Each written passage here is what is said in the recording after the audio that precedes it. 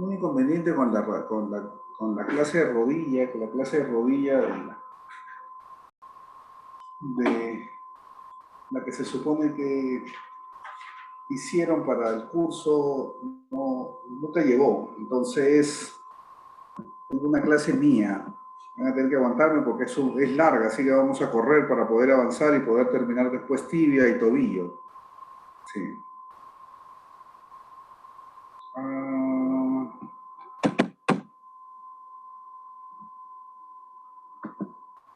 Si no, no tengo otras que son muy...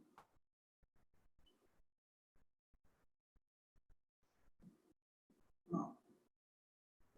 Esta creo que les da la información. A ver.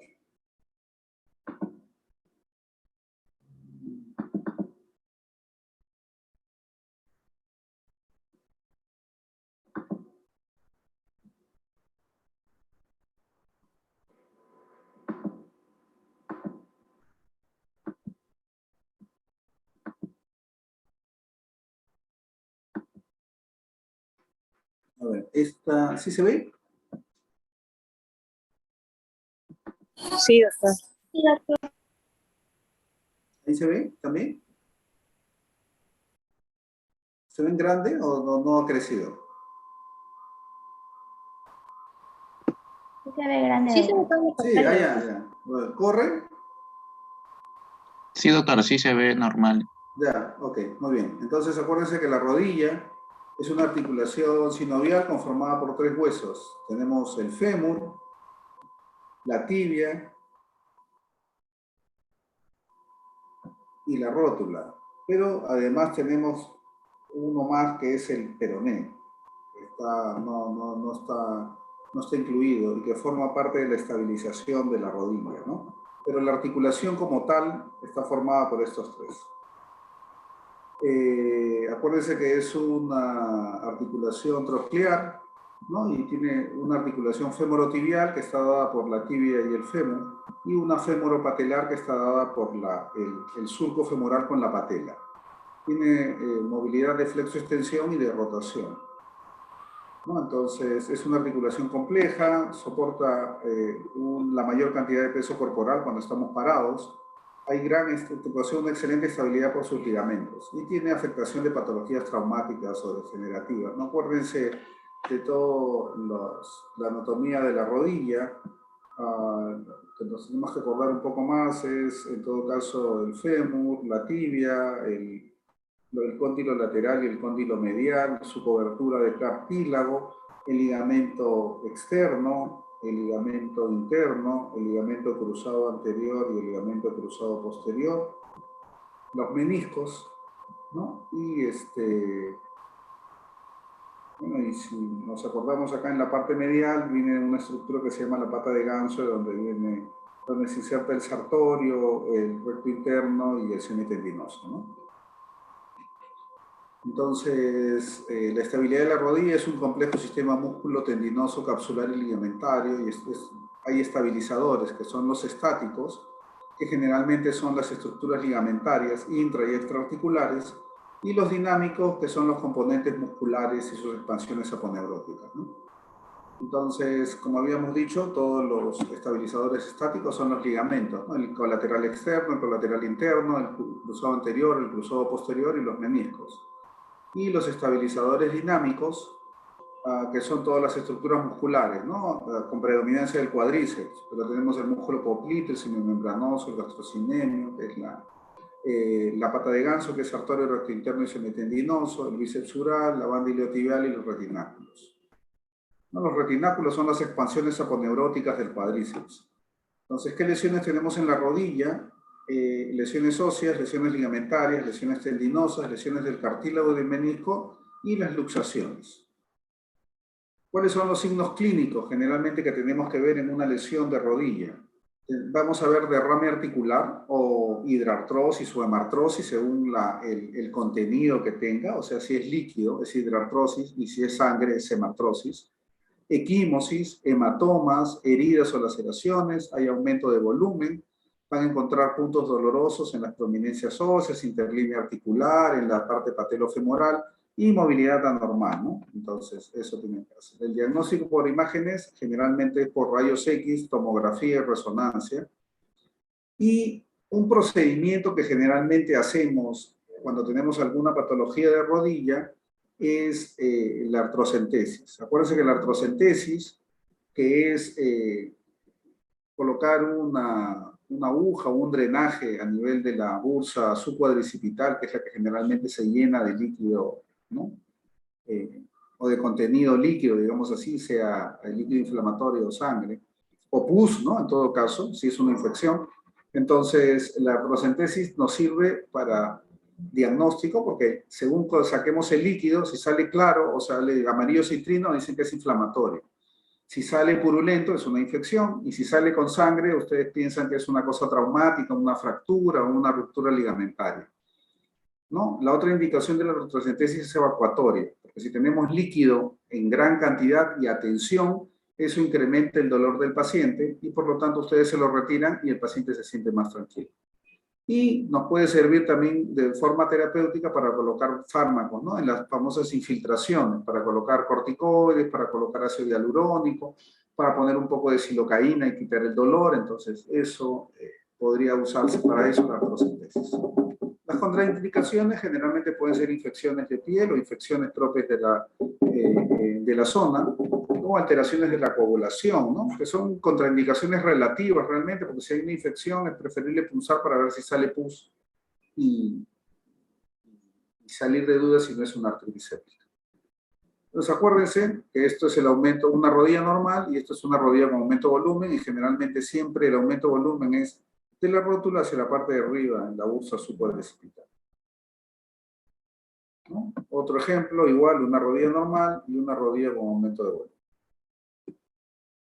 Entonces, esto es el procedimiento de la artrocentesis. Ustedes ven la artrocentesis, que es un procedimiento que debe ser totalmente estéril. Ustedes ven los campos estériles que han puesto, hacen asepsia de la zona de forma prolija para que ustedes no pongan ningún germen de fuera hacia adentro a través de la aguja. ¿Cuáles son sus parámetros? Se supone que esto es lo que está en aumento de volumen. Ustedes lo que tienen que hacer es palpar la rótula y se ubican en el punto súpero externo de la rótula. Y del punto súpero externo de la rótula, un dedo hacia arriba y un dedo hacia abajo es el sitio en donde tienen que ingresar con su aguja en forma perpendicular, ¿no? Entonces, siguiendo esos parámetros, eso es lo que hace.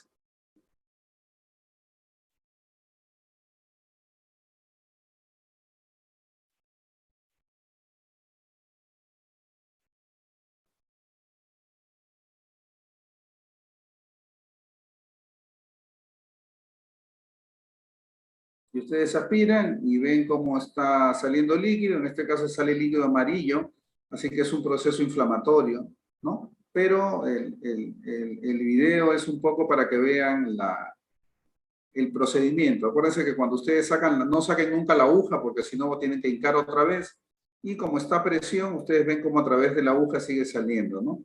Para que ustedes puedan cargar el líquido, van buscando el declive o a veces presionan con su mano el otro lado para que se llene la zona donde está su aguja y sigan sacando líquido, ¿no?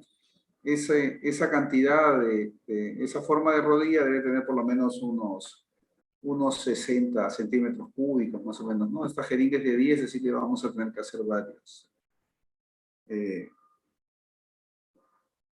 varias aspiraciones. Generalmente, cuando nosotros queremos hacer una evacuación, utilizamos una jeringa de 20 y utilizamos una aguja 18 para que a veces si el líquido es un poco denso, no se trabe la aguja, ¿no? O no se obstruye. ¿Sí se entendió la idea del procedimiento? ¿Sí? Sí, doctor. Sí, doctor. Bien. Entonces, vamos a ver fracturas. La fractura de rótula, acuérdense que es el sesamoideo de mayor tamaño, ¿no? Y su cara posterior, que es la cara articular, está en relación con el fémur. Forma parte del aparato extensor de la rodilla, acuérdense. El aparato extensor de la rodilla está dado por el tendón del cuádriceps, la rótula y el tendón patelar. Entonces, alguna alteración de estas tres estructuras va a traer una alteración del aparato extensor de la rodilla y no van a poder ustedes extender la rodilla contra la gravedad o con fuerza. ¿No? Es el 0.5 o 1.5 del total de las fracturas, ¿no? Y generalmente son traumatismos directos, uno cae y golpea directamente. Hay también mecanismos indirectos, como por ejemplo movimientos en los cuales hay contracción brusca del cuádriceps y que es tan violenta la contracción y a lo mejor el hueso no es de tan buena calidad y se puede fracturar.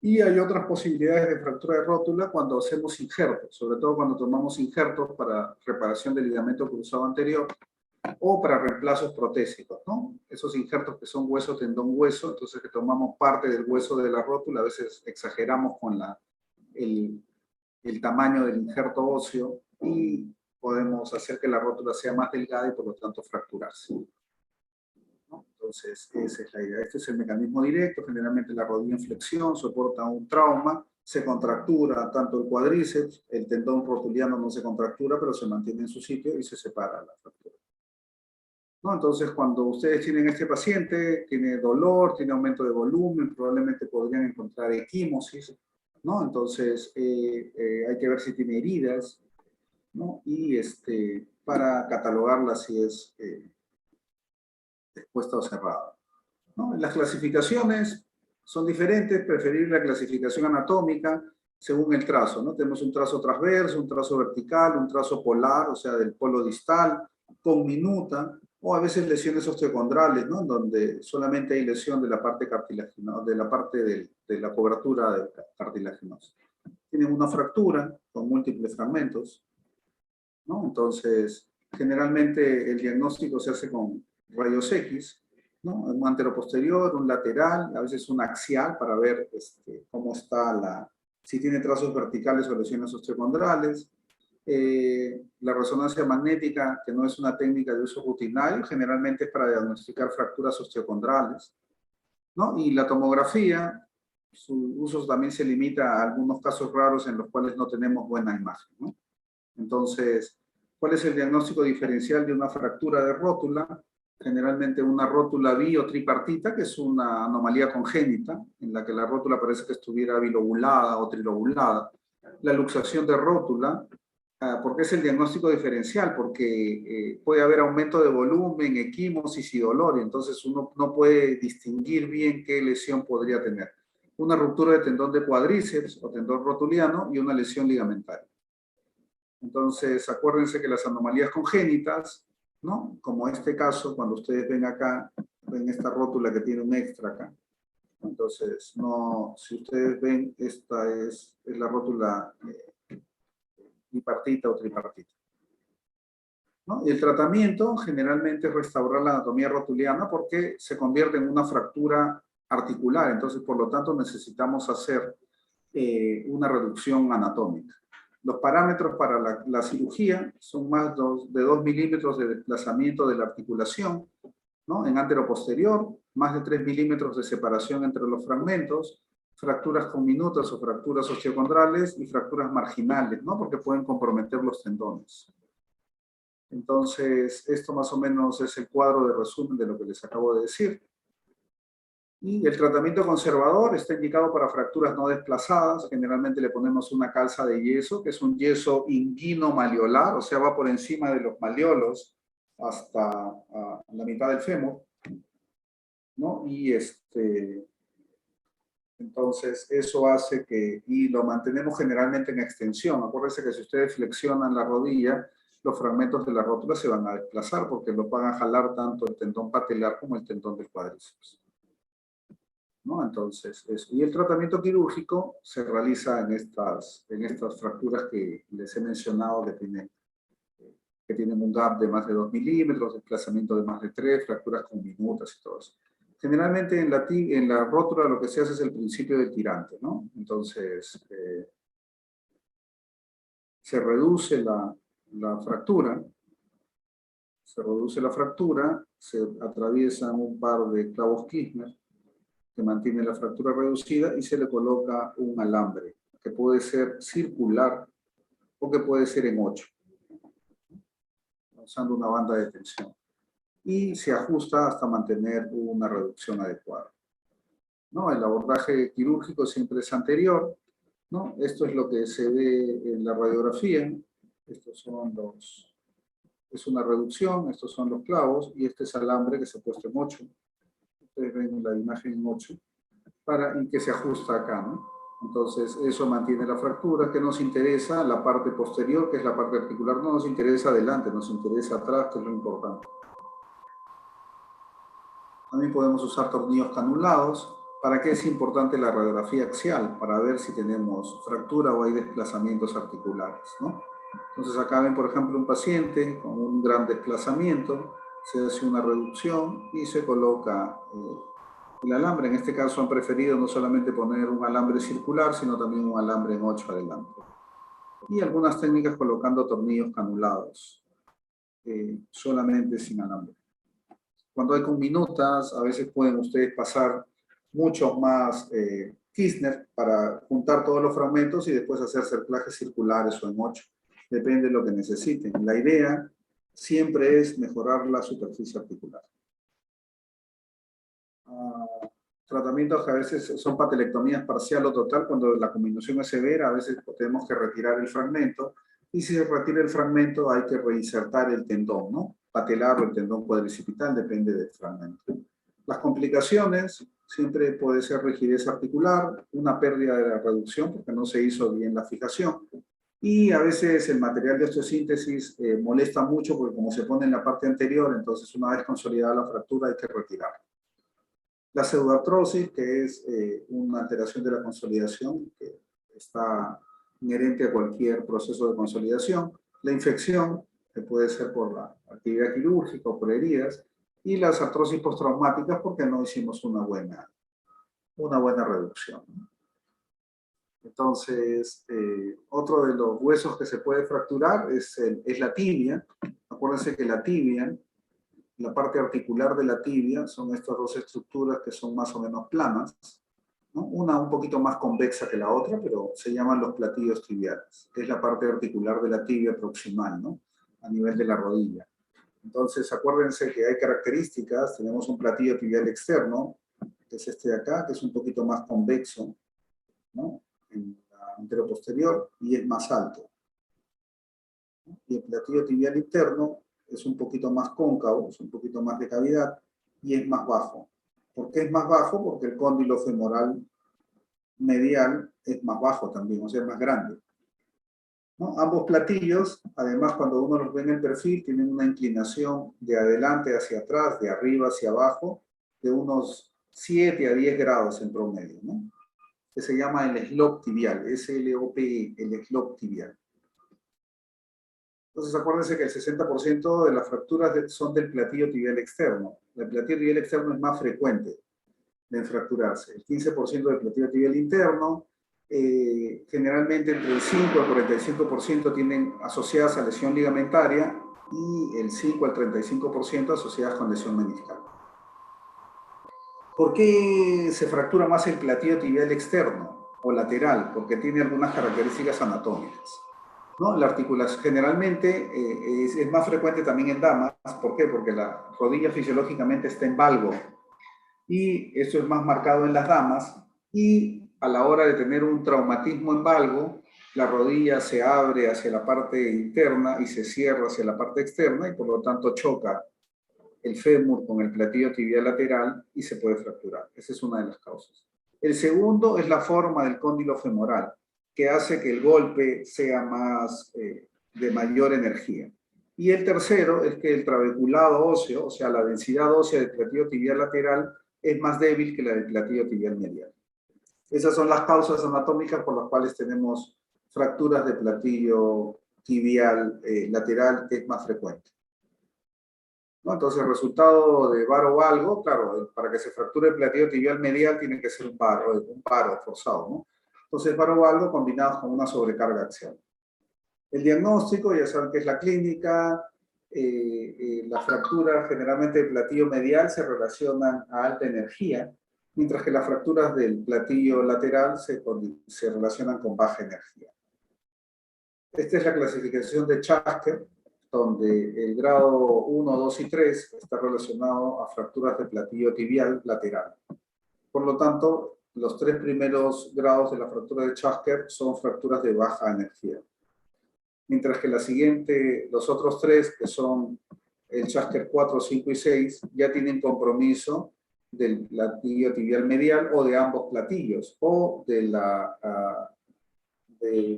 compromiso metáfiso deficiario. Entonces, quiere decir que estas fracturas, 3, 4, 5 y 6, son fracturas de alta energía, porque están comprometiendo el platillo medial. ¿No? Entonces, esto es un esquema tomográfico para que vean Chasker 1, Chasker 2, en el Chasker 2 y en el Chasker 3 hay hundimiento del platillo. Chasker 4, compromiso del platillo medial. Chasker 5, compromiso del platillo medial con hundimiento lateral. Y Chasker 6 tiene compromiso del platillo medial, lateral y compromiso metáfiso diaficial.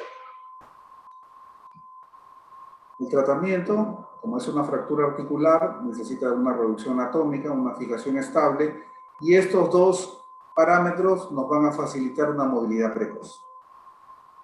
¿Cuándo usamos tratamiento conservador? Cuando la fractura no está desplazada, la fractura está incompleta, está alineada, o a lo mejor porque el paciente tiene una gran osteoporosis y quizás cuando lo operemos no van a fijar bien los tornillos, o porque tiene muchas comorbilidades y mejor no lo operamos, ¿no? Entonces, esa es la idea. Se usa yeso muslopedio 6 a 8 semanas, donde se puede corregir el varo valgo, ¿no? Al momento de colocar el yeso. Y estos son los tratamientos quirúrgicos para cada tipo de fractura de platillo tibial. ¿No? Y alguna alternativa en fracturas conminutas o en fracturas con grandes lesiones de partes blandas es colocar un fijador externo.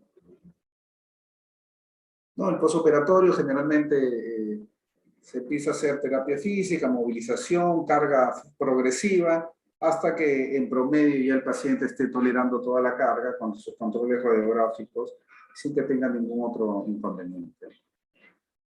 El fémur distal, que también forma parte de la tibia, es el fémur distal o la región supracondílea se delimita desde la articulación de la rodilla hasta 15 centímetros por encima, ¿no? Entonces, ese fragmento que queda del fémur, 5 centímetros por debajo del trocánter menor, que es la zona subtrocantérica, y 15 por encima de la superficie articular, es la diáfisis, ¿no? Así cada segmento del fémur, el segmento está muy repartido en zonas. No constituye el 7% de las fracturas del fémur. Generalmente antes se hacía tratamiento incruento con tracción, pero como esto generaba una inmovilidad muy prolongada, había rigidez de rodilla, entonces por lo general se hace quirúrgico. Entonces tenemos estas lesiones, ¿no? Las supracondilias, que están por encima, estos son los cóndilos, por eso se llama supracondilia, generalmente son el 45%, las supraintercondilias son el 35%, y las unicondilias, que son un solo cóndilo, un 20%, ¿no? De presentación, acuérdense que siempre la fractura supracondilia va a estar, el fragmento distal siempre va a estar tirado hacia atrás o hacia posterior. ¿Por qué? Porque acuérdense que acá viene la inserción de los gemelos, y eso es lo que hace que el fragmento se vaya hacia atrás. Entonces, cuando se tiene una fractura, siempre está la diáfisis y el fragmento se ha quedado en forma posterior. Entonces, lo que se hacía antes con las tracciones y lo que se hace ahora con las osteosíntesis para dar estabilidad y una movilidad precoz. ¿No? Entonces, los diferentes tipos de osteosíntesis que se pueden hacer con clavos, con placas, y en niños habría que ver los diferentes tipos de fractura que tienen para, generalmente ahí no se usa material que atraviese el cartílago de crecimiento, sino se pone por arriba o por debajo, proximal o distal del cartílago de crecimiento para no lesionarlo, porque si con la rosca atravesamos el cartílago de crecimiento vamos a lesionarlo, y no sabemos qué alteración de crecimiento, de rotación o de deformidad nos va a producir la lesión del cartílago de crecimiento, ¿no? Estos son los diferentes tipos de fracturas de niño, que es la clasificación de Salter, ¿no? Que son 5 grados, donde el grado 2 es el más frecuente. Y fracturas supracondilias en niños, ¿no? Que están a nivel de la lesión del cartílago de crecimiento, y generalmente se utilizan clavos nada más atravesando el cartílago para disminuir el daño a más no poder, ¿no?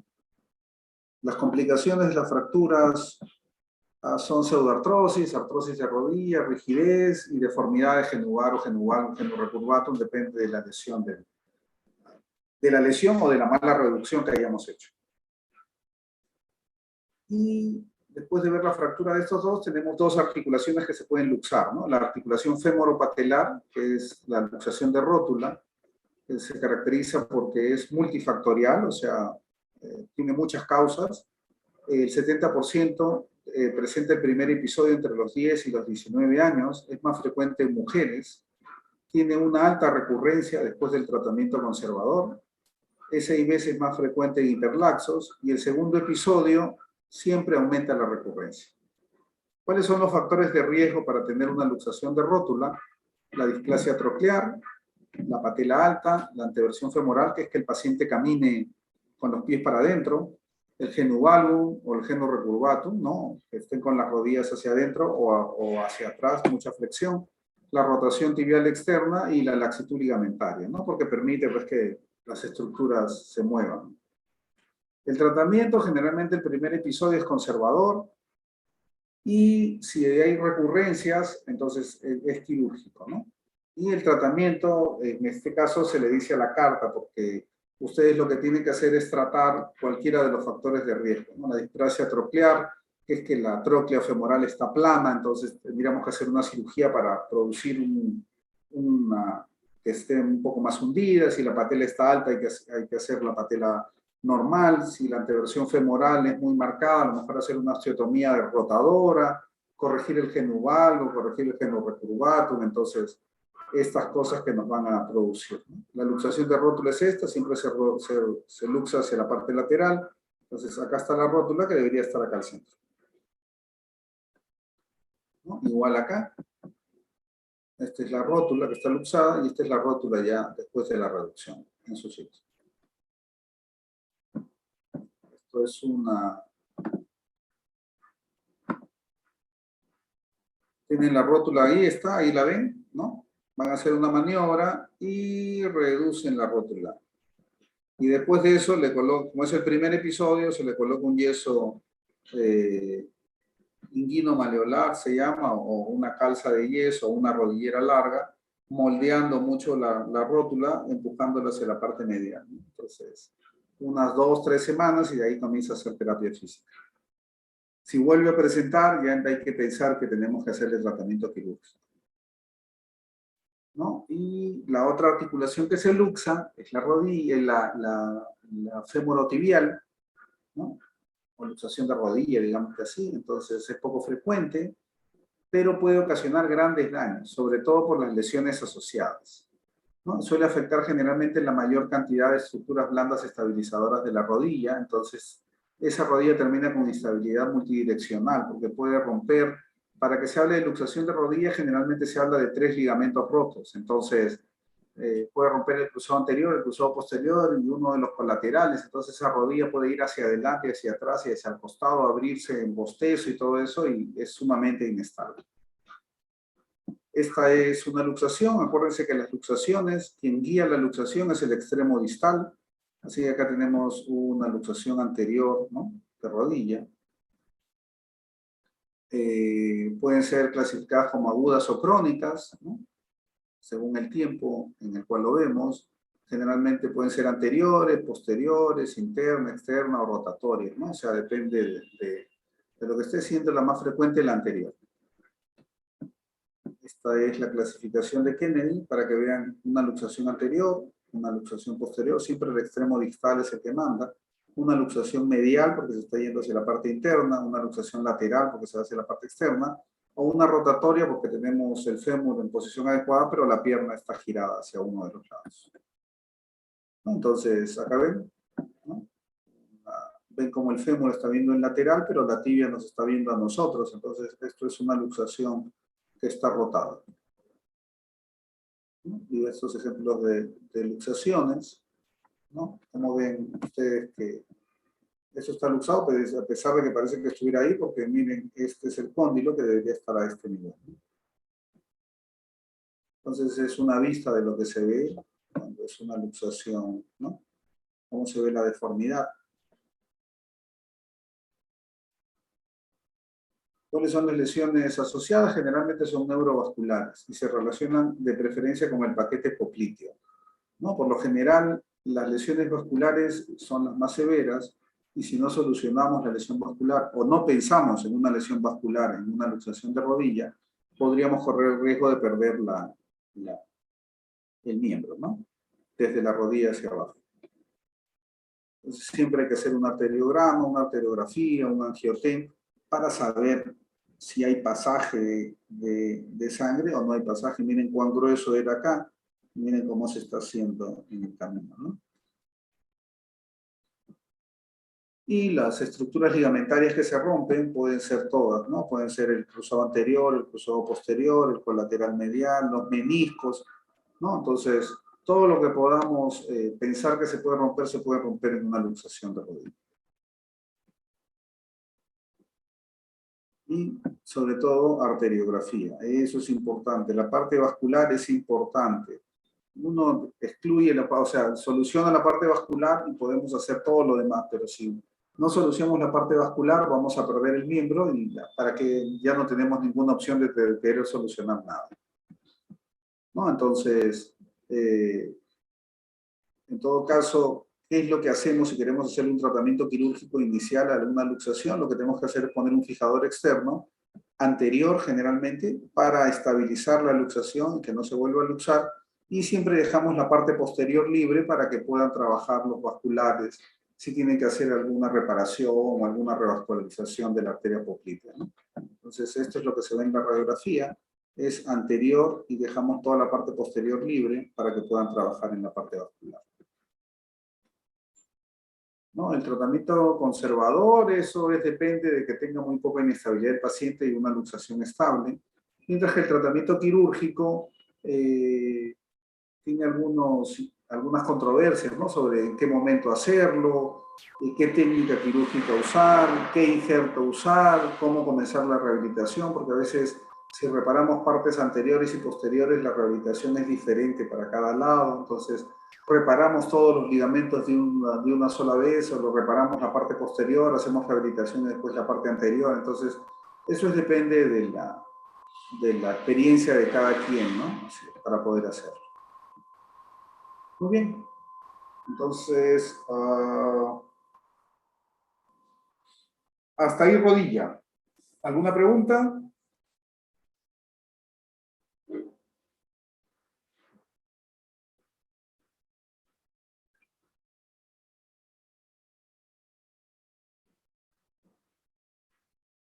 Seguimos conectados, ¿no? ¿O no? A lo mejor no me están escuchando y yo pienso que sí. No hay ninguna pregunta, doctor. No hay ninguna pregunta. Ok. ¿Quieren descansar un ratito o quieren que sigamos?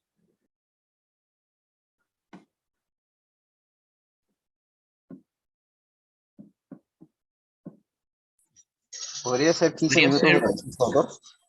Sí, doctor, por favor.